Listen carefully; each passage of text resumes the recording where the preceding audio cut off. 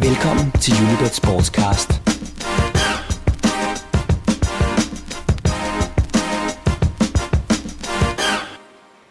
Velkommen til Unibet Sportscast, hvor vi i dag skal tale Royal Arena 2. Vi har fanget manden bag Royal Arena, Adam Kessel, til en snak om hans nye show. Du kan også få indblik i fighternes liv, når vi taler med Nicolas Dalby senere i programmet. Jeg hedder Stefan Flum, og du lytter til Unibet Sportscast.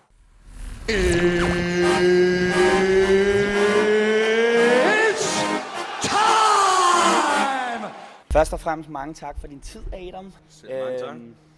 Første spørgsmål kommer så her. Hvem er ham her, Adam Kessel, og hvad laver han egentlig i det danske MMA-miljø? Jamen, ham her, Adam Kessel, han har snedet sig ind fra siden fra underholdningsbranchen, efter at have siddet og set rigtig meget UFC på tv. Og så tænkte han, at det kunne være en del sjovere at lave en koncerter med musikkunstnere og så videre. Og det var sådan set måden, jeg kom ind i MMA på. Ja, hvordan går man så fra at arrangere koncerter til lige pludselig at arrangere mixed martial arts? Man går i gang. Man kontakter alle folk fra miljøet og fremlægger en rigtig god plan for dem. Fortæller dem, at med aggressiv markedsføring og en god mand ved roret, der kan MMA blive den største sport her hjemme i Danmark, stille og roligt. Og du er en god mand ved roret? Det synes jeg selv.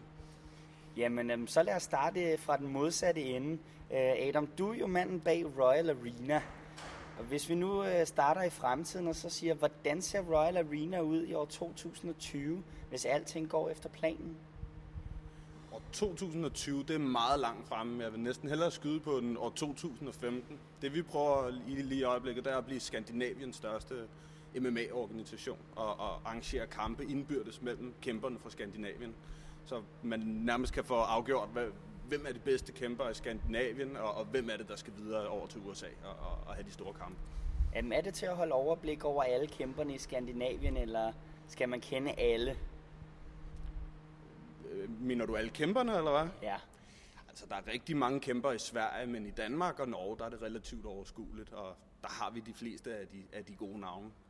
Over for Sverige, der er en del flere kæmpere, og der har miljøet udviklet sig hurtigere, end det har gjort i Danmark. Så der er langt flere udøvere. Er de så villige til at arbejde sammen med sådan nogle tosser som os i Danmark?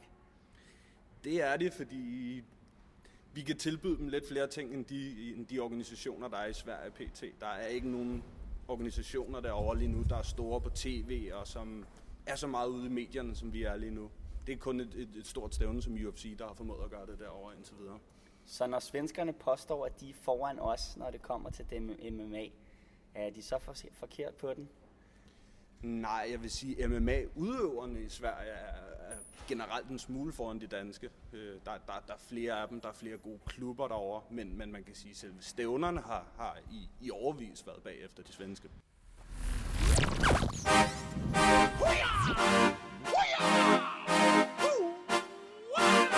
Når man nu er sådan en hårdt arbejdende mand som dig, Adam, så kan det måske være svært at tænke hele 6 måneder tilbage i tiden.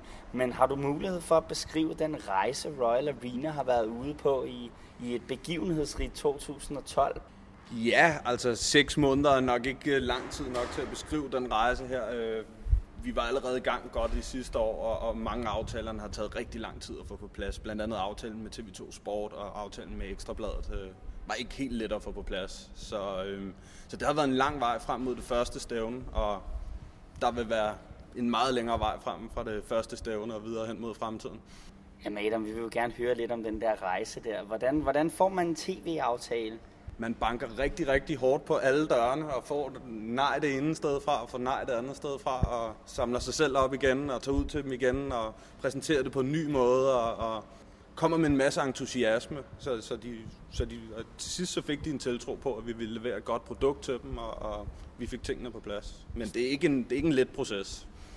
Der er sket rigtig meget på den danske MMA-scene i år for Royal Arena. Mest af alt. Kan du fortælle mig, hvilken rolle Royal Arena har i den udvikling, vi oplever i sporten PT? Er I ved at tage sporten til et nyt niveau?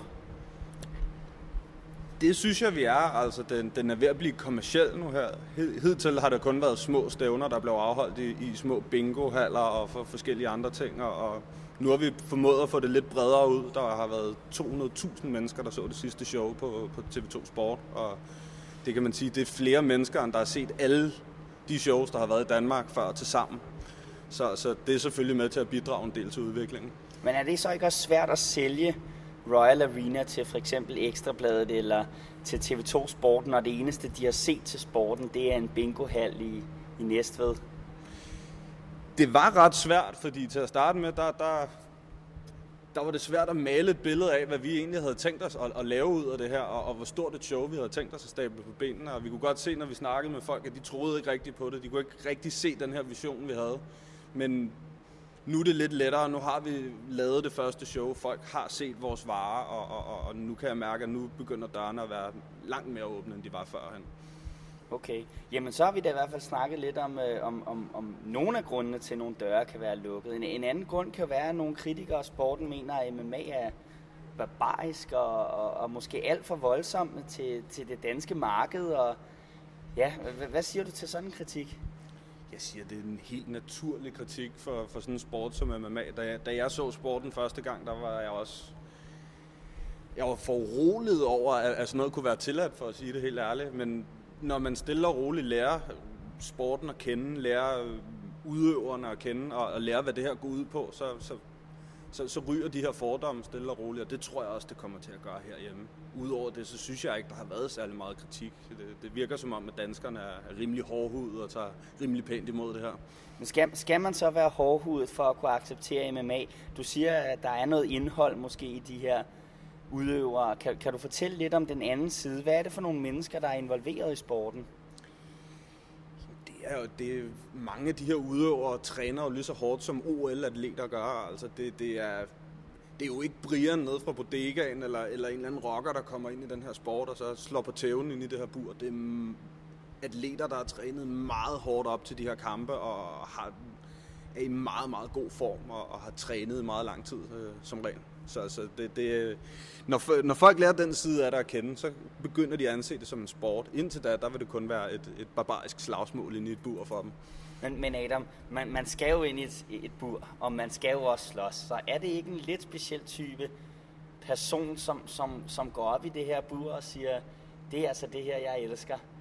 Umiddelbart nej, altså hvis man kigger over i USA og ser mange af de succesfulde MMA-kæmper, der er over i USA, så er der mange af dem, der har en fortid som netop olympiske atleter og forskellige andre ting, og det er jo ikke personer, som folk vil se som barbariske normalt, altså, men det her, det er et forum, hvor de for alvor kan konkurrere og tjene nogle penge, og når man først er kommet ind i det, så går det barbariske lidt væk, så ser man det lige pludselig som en sport i stedet for, og så forsvinder den her, alle de fordomme, der kommer ved, at det foregår inde i et bur, og der nogle gange er blod og så videre. Det er ikke de elementer, man går op i længere på det tidspunkt.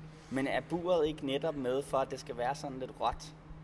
Det er det overhovedet ikke. Det er for kæmpernes sikkerhed. Hvis de her kampe foregik inde i en boksering, så på grund af den her brydning og de her gulvkampe, så vil de hele tiden ryge ud af ringen, og det vil rent faktisk være uforsvarligt at holde. Der er stævner, der bliver holdt i bokseringen stadigvæk rundt omkring, og hvis man tager et kig på dem, så vil man se, hvor mange mærkelige ting, der sker i løbet af aftenen, på grund af de brydesekvenser, der tit er i MMA-kampe. Det, der hedder clinchen, altså forskellige ting. Og det gør, at kæmperne tit ender ud over ringen, og de får forskellige skader på vejen ud af den. Jamen, tak for det. Royal Arena, de var jo den første organisation i Danmark, som sikrede sig en større tv-aftale. Hvordan har feedback så været på det første show? Den feedback, vi har fået fra TV2 Sport, har været meget god. De har stort set ikke fået nogen former for klager, og det er meget lidt kritik, vi har fået af det. Nu var der heller ikke nogen særlig, hvad man kan sige, kontroversielle kampe i form af, at de var meget voldelige eller blodige i første omgang her, og det tror jeg er noget, der eventuelt kunne have udløst noget kritik, hvis det var kommet på live-tv. Men det var ikke den slags kampe, vi havde i første omgang, og når vi får en af dem, så skal der nok komme en hel masse. Ja, fordi dansk MMA har jo aldrig nogensinde før været så bredt ude i medierne. Gjorde du der på forhånd nogle tanker om, hvad familien Danmark vil sige til mixed martial arts, når det nu blev mere tilgængeligt? Altså nu har jeg aldrig troet, at det ville være familien Danmark, der ville komme til at sidde og se de her stævner og gå særlig meget op i dem, men altså, vi var da forberedt på, at der ville komme en del kritik ude i pressen, og folk ville være farvet over det her til at starte med, og den forventning har vi ikke rigtig fået indfriet endnu. I har så valgt at arbejde sammen med Ekstrabladet. Det er jeres mediepartner og Danmarks mest besøgte hjemmeside. Ekstrabladet er om nogen kendt for sensationsjournalistik og de her kæmpe store overskrifter. Nogle MMA-fans er bange for, hvordan Ekstrabladet vil fremstille sporten. Hvad siger du til den kritik? Jeg siger, de behøver ikke være så forfærdeligt bekymrede over Ekstrabladet. Altså, hvis man kigger på de artikler, de hidtil har skrevet og så videre, så har de har selvfølgelig været sensationspræget til en vis grad, men Ekstrabladet er gået ind og støttet den her sport, og hvor mange af de andre aviser nærmest ikke er interesseret i at snakke med os nogle gange, så er Ekstrabladet meget interesseret i mixed martial arts og har skrevet adskillige artikler med forskellige vinkler og dækket sporten nøgen som en sport, fuldstændig uden nogen brug af tabloidvinkler. Så MMA-fans kan være rigtig glade for Ekstrabladet. Udover det, så har de givet os et forum til at få streamet undercard-kampene, som vi ellers ikke kunne få vist på TV2 Sport. Så indtil videre så er Ekstrabladet en vigtig allieret for dansk MMA indtil videre. Nu har Ekstrabladet taget fat i sporten, og flere sportsmedier vil sikkert følge. Er det dit indtryk, at MMA med tiden kan blive en integreret sport, som fodbold og håndbold er i Danmark? Og hvor langt bagefter lande som USA og måske Sverige er vi på det punkt? Jeg ved ikke, om jeg vil synes, at MMA er en integreret del af sportsmiljøet i nogle lande indtil videre. Måske er bortset fra Japan og Brasilien. MMA har også kæmpet meget hårdt i USA med at komme frem og blive anerkendt, ligesom amerikansk fodbold og basketball for eksempel er. Og det er stadigvæk en proces, der er i gang over hele verden, og det kommer til at tage meget lang tid. En sport som fodbold har jo været her i mange, mange år og haft en lang mulighed for at få etableret sig, og nu kommer der en lang periode, hvor vi skal etablere den her sport. Ja, nu nævner du selv, at UFC, som er den amerikanske organisation, de har kæmpet for at blive accepteret i USA, og der er jo nogle højtstående politikere, der for alvor har langet ud efter netop UFC og MMA. Tror du, det er noget, vi kan forestille os ske i Danmark? Nogle politikere, der simpelthen tager det her op på højeste plan og siger, at det vil vi ikke være med til? Det tror jeg ikke. Ikke lige netop i Danmark. Som jeg også har sagt tidligere, så er danskerne rimelig hårdhud, og der er en tradition for boksning i Danmark, og det virker generelt ikke som om, at folk er særlig stødt over det her. Så jeg tror ikke, der kommer til at komme de helt store, sure opstød fra nogle af fløjene, for den sags skyld. Ja, og UFC, de har jo så også klaret sig rigtig flot og fået fast tv-aftaler og laver enorme tal på deres webstream. Hvad er det, den amerikanske organisation gør så godt, og hvad bruger du den viden til? De har været utroligt dygtige til at brande sig selv, og så har de været villige til at kaste en masse penge efter det, også mens det ikke var rentabelt endnu. Og på den måde har de fået bygget et solidt fundament op for virksomheden. Noget, som mange andre sportsvirksomheder har haft rigtig svært ved at gøre. Og det kigger vi selvfølgelig meget på, og vores organisation er selvfølgelig meget langt fra UFC, men vi prøver at lære, at de smarte ting, de gør, og de smarte markedsføringsstrategier, de fører ud i livet. Det prøver vi meget at lære af. Kunne man så forestille sig, at vi en dag ser Royal Arena Undercard vist på jeres Facebook-side? Nej, det tror jeg ikke. Vi føler, at vi får rigtig meget ud af samarbejdet med Ekstrabladet på nuværende tidspunkt, og jeg tror, vi får højere seertal på vores undercard inde på Ekstrabladet, fordi der er så mange mennesker derinde på daglig basis, og jeg tror, det udgør en rigtig god platform, også for at lede seerne videre over på TV2 Sport bagefter. Så jeg føler, at det er en rigtig god aftale, vi har lavet med hensyn til det, og den vil vi beholde så lang tid, som vi kan. Ja, der er jo dog ingen harm i at kopiere fra en succes. Et spørgsmål til de lidt mere nørdede. Er du så det danske svar på Dana White, eller er det en ære, som Otto Knudsen fra Fighter Gala skal have lov til at have? Jeg synes ikke, hverken mig eller Otto Knudsen er noget svar på Dana White umiddelbart. Vi lever i et meget lille land, og sporten er meget ny, og Dana White er en meget stor sportspersonlighed over fra USA. Og der er ikke rigtig nogen af de ting, vi laver endnu, der er sammenlignelige med UFC. Så det må tiden vise, om der er en stor om igen.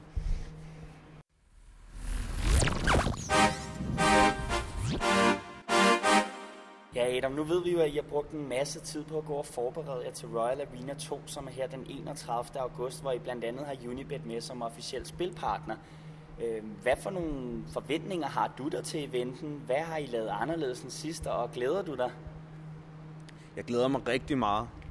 Vi har ikke lavet særlig meget anderledes end sidst. Vi synes, det fungerede ret godt sidst, så vi beholder størstedelen af konceptet fra sidste show.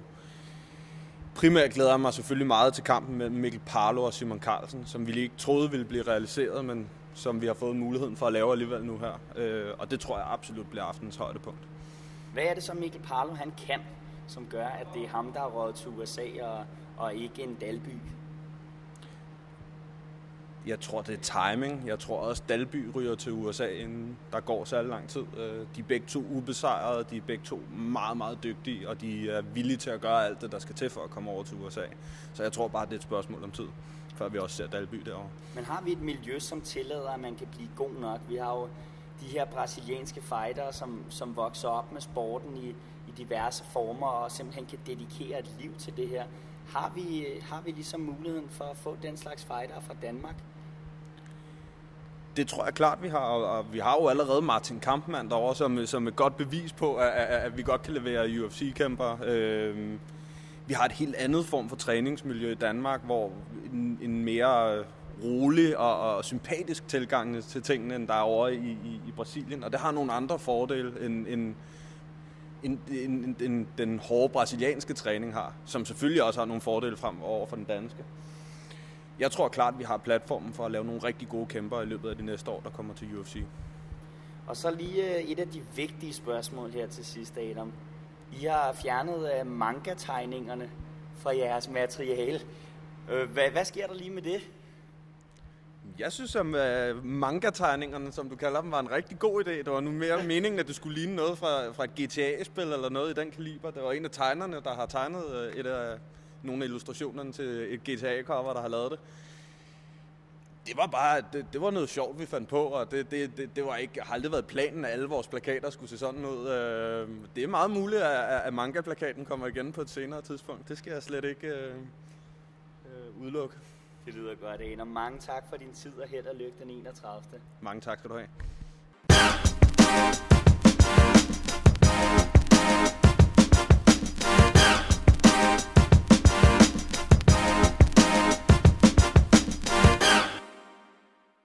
Nicolas, først og fremmest mange tak for din tid. Hvornår blev du interesseret i MMA, og hvorfor? Det gjorde jeg for, jeg tror det må være 8 år siden. Det var mens jeg gik til Ashihara Karate. Og så fordi jeg havde interesse for kampsport i forvejen, så sad man jo nogle gange og kiggede på, YouTube var det ikke dengang. Jeg kan ikke huske, hvor jeg opdagede det hen. Det var vist nok med nogle venner, som havde nogle UFC-klip. Og så mødte jeg en i byen, som trænede MMA nede i Sønderborg. Og så blev min interesse ligesom kickstartet på den måde. Kan du huske din første tur i bur, og hvordan var det? Ja, det kan jeg sagtens. Det var ikke i bur faktisk dengang. Det var i en ring til Fighter Gala 1 i Odense, hvor jeg faktisk mødte en af mine nuværende klubkammerater, Nikolaj Kogti. Det var interessant. Der var meget adrenalin, der var meget nervøsitet, meget sådan uvished. Men kampen gik fint nok. Jeg tabte på point, men jeg blev ikke slået ud, jeg blev ikke submitted. Så det var en sjov oplevelse. Var det en sådan lidt speciel adrenalinkick i forhold til, hvad du havde prøvet før? Ja, fordi der er jo mange flere ukendte faktorer i MMA. Altså, der er mange flere muligheder for afslutninger, end der er i den type karate, jeg gik til. Så, og jeg havde kun trænet 3 måneder op til kampen, så jeg var ikke super god til noget som helst faktisk. Nu sidder jeg så over for dig. Du ser jo ganske normal ud, og du har din Spectres grime rap t-shirt på og et par Nike-sko, og vi ved, at du er vild med at fotografere og sådan noget. Du ser jo ganske normal ud. Tror du, det lidt bryder med det billede, som danskerne kan have af billedet af MMA, som er sådan lidt voldsom kampsport for kamphaner? Muligvis. Egentlig så er vi jo alle sammen bare nogle stille og rolige gutter, som er ligesom alle andre, bortset fra måske den sportsgren, vi er udøvere af. Og hvis det kan være med til ligesom at nedbryde folks fordomme, så er det jo kun positivt. Vil du gerne være med til at nedbryde nogle af de fordomme? Det er klart. Jeg vil gerne have, at den sportsgren, jeg elsker og er så passioneret omkring, at den får endnu større muligheder for at blive stor i Danmark. Og hvis jeg på nogen måde kan være med til at nedbryde de fordomme, der er, så det er jo kun med til at fremme den potentielle vækst, der kan være for MMA. Vi talte tidligere med Tue lidt omkring en krigerkultur, som vi ikke rigtig på samme måde har i Danmark, som man måske har i England og Brasilien. Kræver det ikke et lidt specielt gen at skulle gå ind i et bur og kæmpe på den her måde? Det kommer nok an på, hvad ens motivation for at kæmpe er. Min motivation er ikke at gå ind og være sådan alfahanagtig og være stor og stærk og slå en eller anden ud. Min motivation for at kæmpe, det er for ligesom at kunne teste mig selv. At jeg er god nok til at overvinde en, som også har trænet op til den her kamp under, formoder man, samme forudsætninger som mig. Er min teknik god nok? Er min hurtighed god nok? Er jeg stærk nok?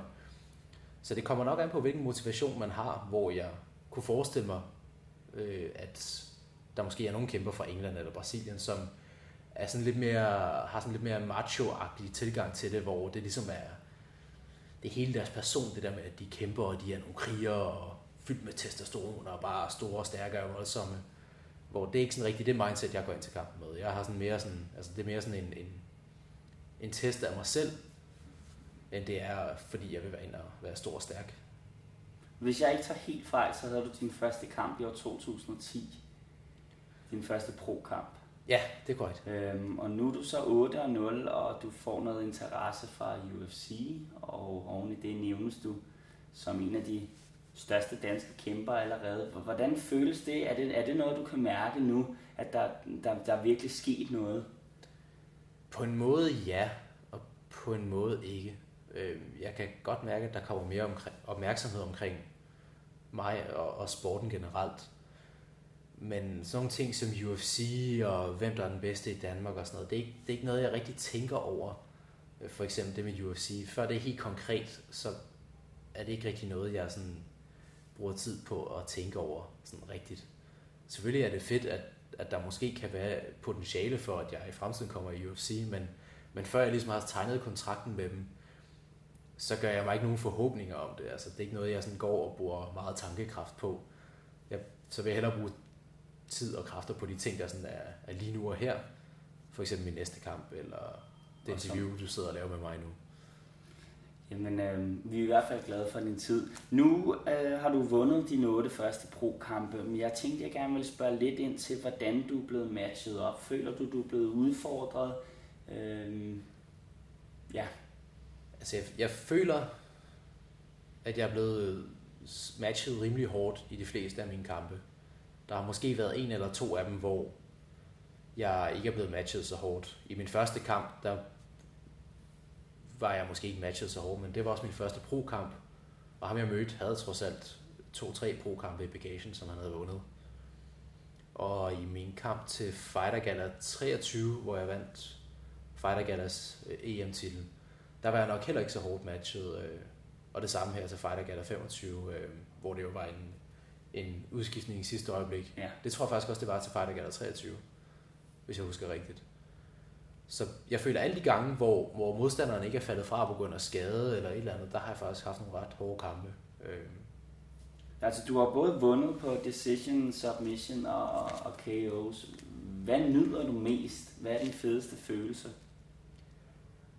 Det er helt klart at afslutte kampen før tid. På submission eller knockout. Og knockout er jo for mig i hvert fald det, som føles fedest. Ikke at jeg kun går efter det, siger man rekordliste jo også, men det er sådan en fornemmelse af, når man rammer med et slag, der knockouter en anden person. Altså jeg føler ikke nydelse, når jeg slår en anden person ud, men når man rammer med et slag, der knockouter, så får man virkelig følelsen af en perfekt teknik. Det er sådan lidt ligesom en kniv igennem smør. man føler faktisk ikke rigtigt, at man rammer. Det er bare som om slaget eller sparket fortsætter igennem det mål, man nu har ramt. Så der får man sådan en følelse af, wow, den der teknik, den var bare helt perfekt og sprød og veludført. Nicolas, du kæmper så ved Royal Arena 2 den 31. august. Glæder du dig? Jeg glæder mig vildt meget. Det er altid fedt at kæmpe til Royal Arena. Sidste gang var der virkelig gode rammer for kæmperne. Rigtig gode omklædningsfaciliteter og opvarmningsmuligheder. Og det hele var bare på plads, og der var god service og styr på det. Så jeg glæder mig rigtig meget til næste gang. Du kæmper til august mod Ivachi The Terror Trushek. Hvordan ser dit program ud i ugerne op til eventen? Kort fortalt masser af træning. I ugerne op til de sidste par uger op til, der får jeg finpudset det sidste teknik. For lavet den sidste sparring ugen før. Der stopper jeg med at spare hårdt. Og jeg skal cutte noget vægt. Jeg tror, jeg går rundt på 84 lige nu. 4,85. Og skal så cutte ned til 77. Jeg tror ugen før, der kommer jeg til at ligge på 83 kilo. Så det er små 6 kilo, der skal cuttes. Det er det, jeg plejer at gøre. Og ellers er det bare, ja. Hvor meget ved du på nuværende tidspunkt om dine kommende modstandere? Har du fået kigget video på, hvor du nåede til? Ja, det sørger jeg altid for, når jeg får at vide, at jeg får en modstander. Så er det første, jeg gør, det er at gå hjem og gennemsøge nettet for video og kampbeskrivelser og al den information, jeg kan finde om mine modstandere. Og så kigger jeg det igennem sammen med mine trænere, med mine coaches, og så snakker vi om, hvad for nogle huller der er i hans game, hvad jeg vil kunne gøre for ligesom på den bedst mulige måde at vinde over ham, og så oparbejder vi en gameplan derfra og laver en plan A, B og C. Vi har været inde kort på Fighter Gala. Kan du fortælle mig, hvad forskellen er på de to organisationer fra dit synspunkt, Royal Arena og Fighter Gala?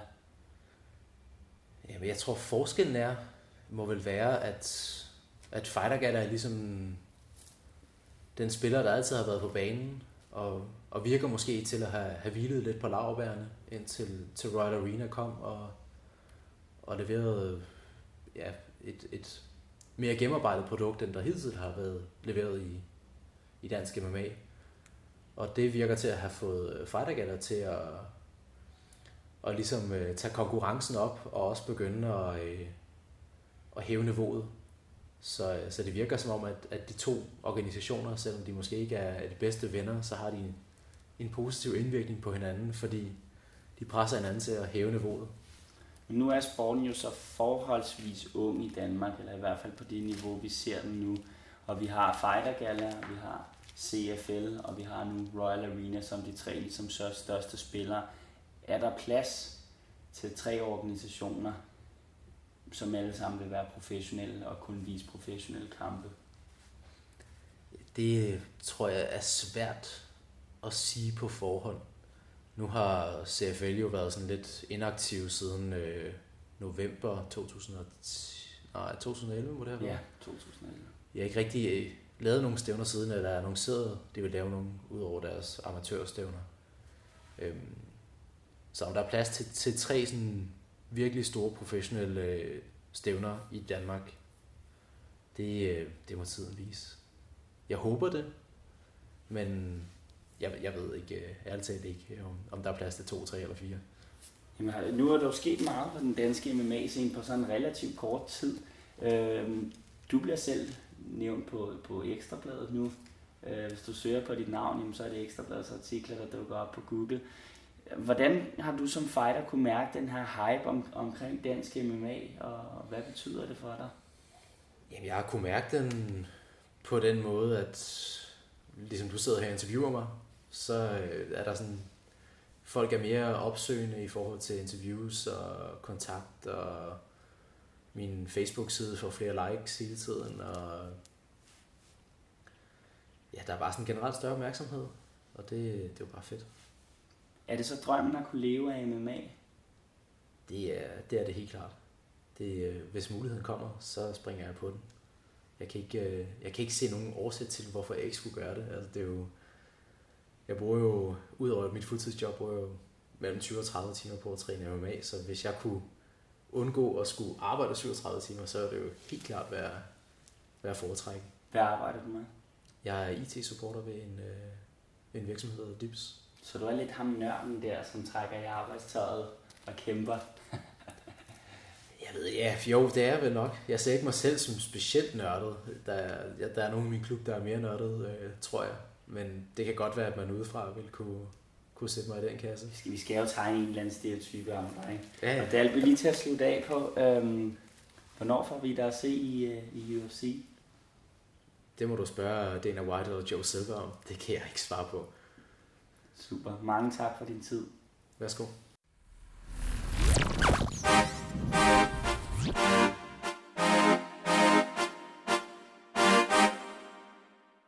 Du har lyttet til Unibet Sportscast, hvor vi i denne uge igen har sat fokus på Mixed Martial Arts. Husk, at Unibet har Danmarks største spiludbud på dansk og international MMA, og at du for første gang nogensinde kan live-bette på dansk MMA, når Royal Arena 2 afholdes den 31. august. Og du kan se med live på TV2 Sport.